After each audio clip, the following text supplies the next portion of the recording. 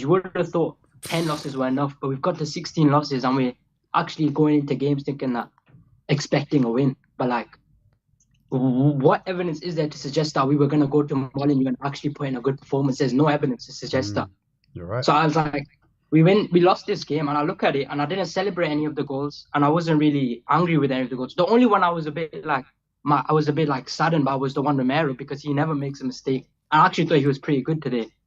But it's like I'm just not surprised. I mean, this is the standard now. Like, we had a good performance against Frankfurt, we beat Southampton, but we had those two performances, so it's all right, we're allowed to lose now. And that's just the standards that's been created by, Ange is like same and Ange.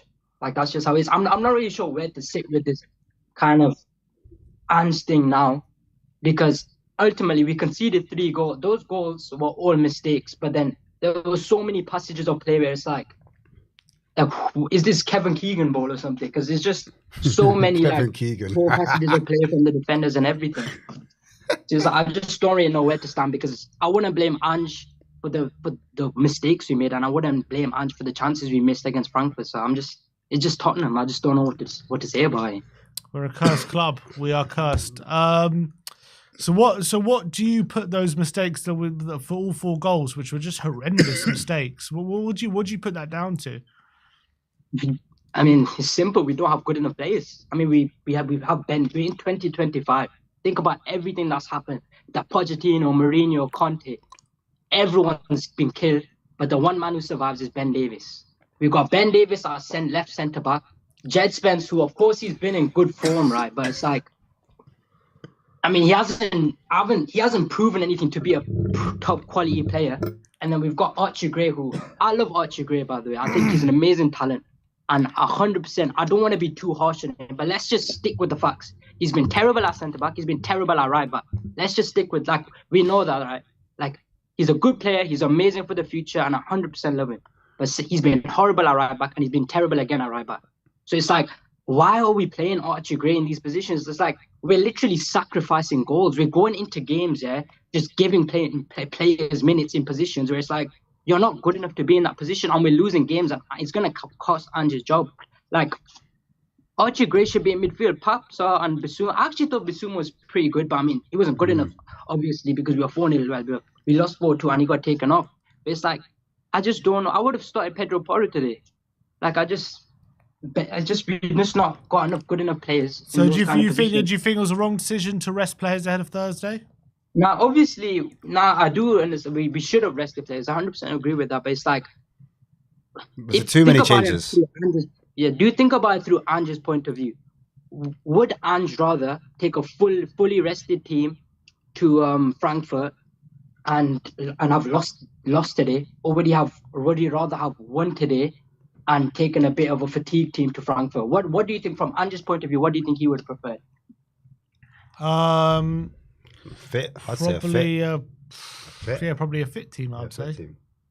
Really? And you would have taken a loss? Just accepted the loss? Maybe not. I don't know. It's hard to say. Yeah, maybe you probably would rather the win. I don't know.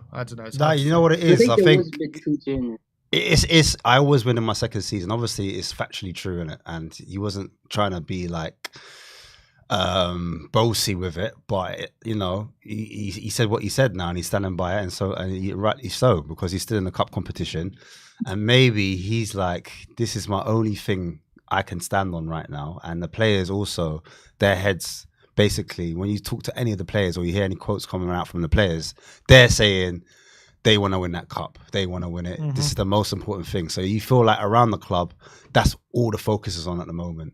So then maybe I think the focus is, Son had a little knock. Odegaard, the mole came out and said, hamstrings, whatever.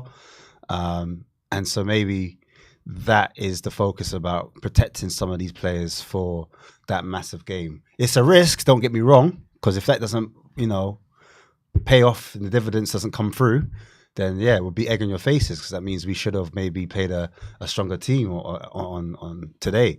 But Dylan, what are you doing ahead of Thursday? I've seen a lot of people online saying get Mason in for Thursday. Yeah. Can I just say one thing?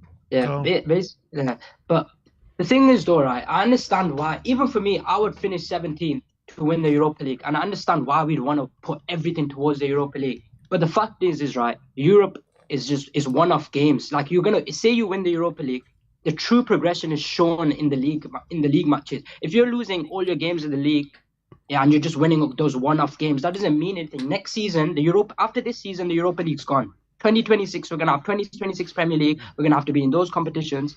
And the fact is if Andrew's the Europa League, yeah, it's just gonna paper over the cracks, and it's just gonna give, if we win the Europa League, all of a sudden you're probably gonna see protests stopping. You're gonna see all the pressure on the board and on the manager to just go away. And I think fair enough, now we're in this moment, we're gonna love it. But when everything dies down of winning that Europa League, we're gonna have the same team, we're gonna have the same manager, we're gonna have the same board, and it's just gonna be another cycle. And ultimately next season, I mean, if we do win the Europa League, we're just gonna get knocked out of the Champions League. And let's be real, if we get Champions League money, Daniel Levy has literally come out and said, "Oh, we're not gonna buy players unless he's not gonna." And when he has kind of like alluded to the fact that we're not really gonna go big this summer, are we? Like, we're just gonna continue to what we did last season. We're just signing players like Archie Gray, Lucas Bergwall, just trying to integrate like newer, younger players into the team. But it's like, and just winning the Europa League is just gonna paper over the cracks. And next season, that euphoria of winning the Europa League is just going to go. Like, it's just going to go, and we're going to have the same team, we're going to have the same players and the same manager, and it's just going to be another cycle where it's going to be another 5 years of just this same, losing 4-2 to Wolves, losing 6-1 to Newcastle, having Antonio Conte post-match reactions and things like that. And it's like, is the Europa, I'd honestly rather lose the Europa League, sack Ange, bring in a proper manager the thing is that this is the thing with how can we, if we bring in Glasner, right, that's another formation change, and we're gonna have to sign new players that goes towards that system. And it's like, correct, is Daniel Levy gonna do that? And is that the right thing to do? Exactly, and that's why it's such a mess that it's like, if we sack Ange, we need to bring in a manager that suits our players. And it's like, who's out there right now? I mean, one thing I did notice about today is the lack of physicality in our team. Like, we just like Dominic Solanke was getting Bonnie Blued out there on the pitch, just getting banged by everyone, and he couldn't. Maybe that's just maybe him being out of form, and that playing a part as to why he was just getting body. But it's like, we have such a lack of physicality in our team, and it's like, when you look at it, I think Xavi, I don't know about this, but Xavi probably would suit our team the best, especially with players like Lucas Bergwall and Maddison, like small and nimble players who would be able to play towards that kind of system. Because in this current moment, this kind of heavy metal football that I'm just trying to employ, none of our players are fit for that. I'm sorry, but Bissouma, he's not good enough. Rodrigo Bentancur, whatever you want to say about how good he is, one good performance in 3 months, that's not good enough. I don't care if you played well against Frankfurt. That's not good enough. Brennan Johnson scored 2 goals against Southampton, 2 goals against Ipswich. That's not good enough. You just start padding against poor teams. We don't care. Why are we rating Brennan Johnson? Brennan Johnson is not good enough. Stop letting goals against Southampton and goals against Ipswich create this idea that he's good enough, because he's not good enough. He offers nothing, and we keep rating these players who clearly aren't good enough. We've literally treated Christian Romero as a god, and yes, he's an unbelievable player and he's probably our best player, but he hasn't performed anywhere near to the level consistently for us. And that's just how it is with a lot of our players. We can't sell everyone, can you, Dylan? Obviously you can't sell everyone, but ultimately you need to make a stand in order for things to change. But if you're just going to continuously persist with the same players, with the same mentalities, with the same attitudes, you're going to have the same results. And the same results is always going to be being underwhelmed, being disappointed, being in March, and your season's already over. That's literally what it's been for the last 3-4 years. Well, we've got a game on Thursday, Dylan. We have a game on Thursday, and it's April. Well, I'm going to be going to that game. I hope I see you there, Sim. Yeah, you in Germany? Yeah. I'll be there. And we'll be celebrating when we go through. And you'll be like, Ange in when we win. No, I'm not Ange out. Let's say this. I'm not Ange out, but why not? Why are you Ange out? Why not? What's so bad about being Ange out? That's what I want to know. Because I just think, nothing wrong with being out. If you're Ange out, you're completely right. Me and people like me and Sim, we're wrong for being not completely. No, you're not. I just want to know. You're not wrong. I just think just sacking another manager and bringing a new manager in, because there's not many managers, right? Like, people are thinking Oliver Glasner and Iraola, and with Iraola, I mean, he just plays similar football to Ange. Like, I just think we need a manager who's going to come in and maximize the strengths of the current players that we have. And unless we're going to go big in the summer window, then we need someone who's going to come in and bring the best out of our players. And the best manager for that would probably be, like, we can't go for an expansive manager like Iraola, Xavi, like people like, and Oliver Glasner. You're going to need to sign players that suit their system, and that takes money. And you know what Daniel Levy says to that? Like, we need them, like... I think we need a coach, bro. I'll be honest with you. When I'm just on the sideline standing there, and, you know, we often talk about this, there's times I'm like, either there needs to be a leader on a pitch that says to the players, all right, let's drop off a little bit, or let's spread out, because sometimes we're a bit narrow in our possession. Spread out, open up the pitch, make it harder for the team to press us, maybe exert ourselves in a different way, movement off the ball. Tell the player that's in front of you to drop short or to pull wide, etc., etc. I'm not seeing that coming from the players. I'm not seeing that from Ange. I'm not seeing that from the coaching staff, and I'm not seeing that. I'm not there, obviously, on the training pitch. Do you know what I mean? But I can't imagine Ange putting his football boots on, being in the middle of the pitch and coaching drills and saying, look, what I need you to do is stand like this, Archie, because if you stand like this, you're not going to get caught. Do you understand? There's a reason why teams are targeting certain players, certain sides, because they know the weaknesses when they do their video analysis on our players.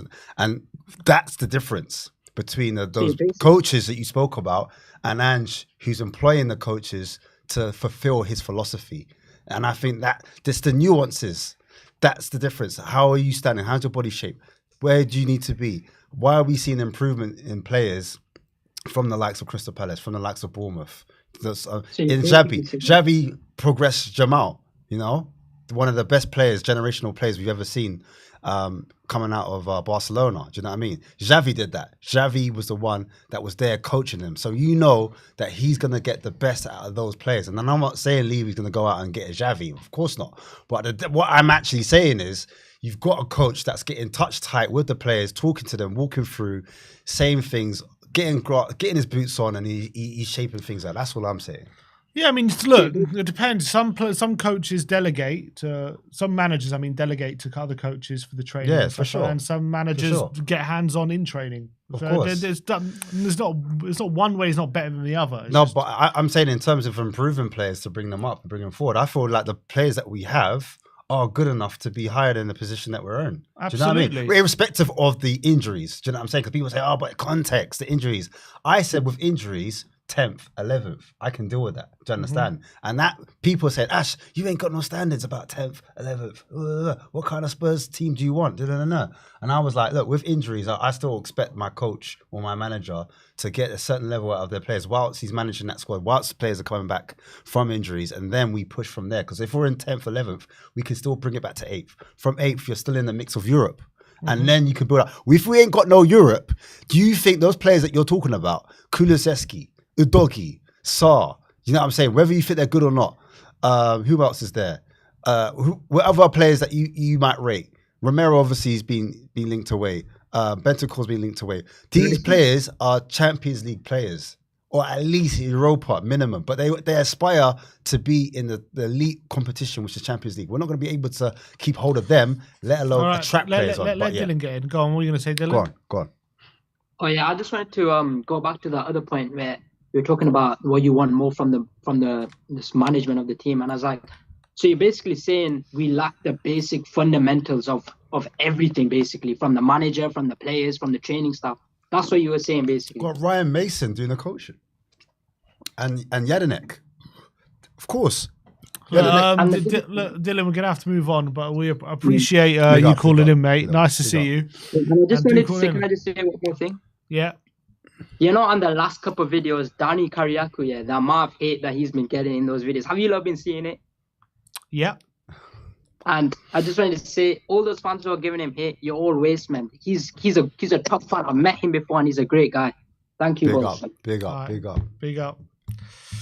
All right, that was Dylan. Let's go.